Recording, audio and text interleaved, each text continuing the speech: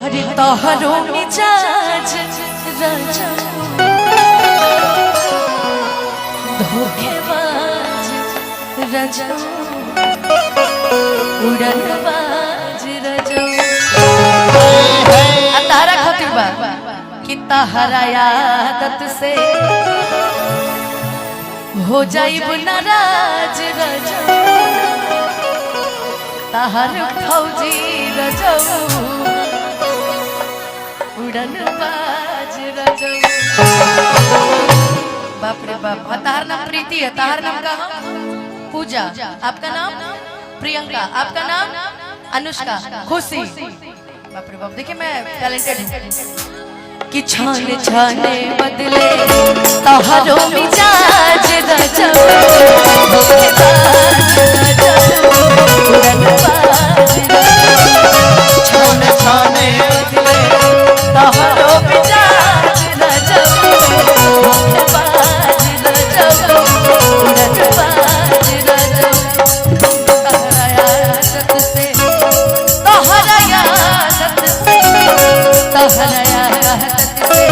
हो जाइब नाराज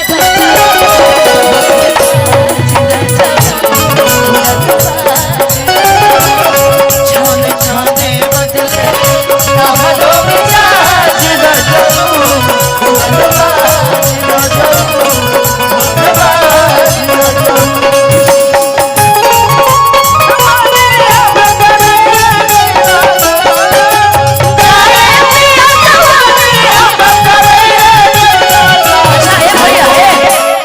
मान के चला कि केहू के बिया हो गल धनंजय जैसे कलाकार से।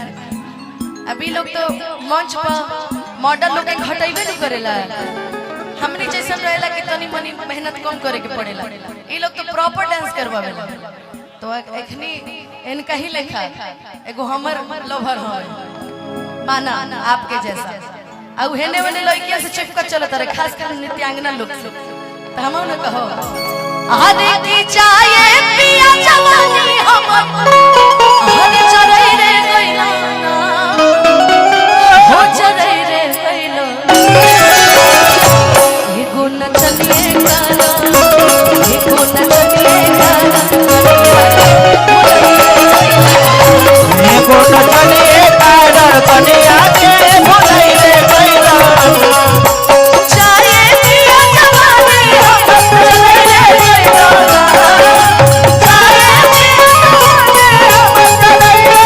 देखो नचनिए गाना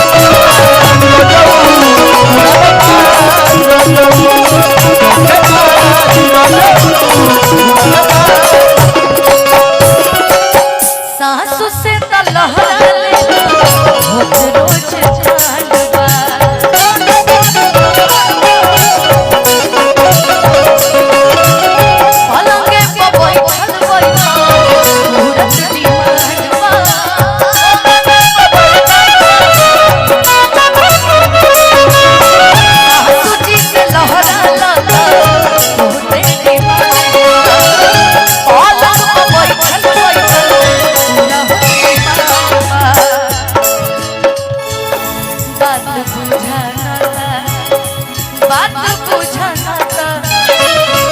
लेकिन एगो लाइन कही खुशी दीदी, एगो लाइन कही के हुआ वत नहीं, हम तारा से कहता के हुआ वत नहीं आदत से बाज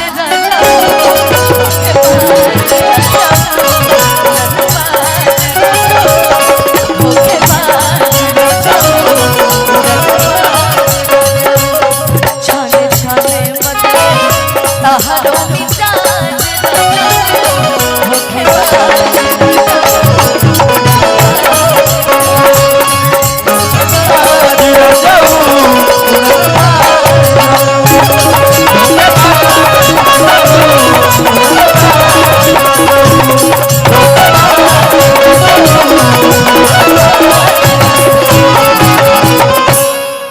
कि धोखेबाज राजा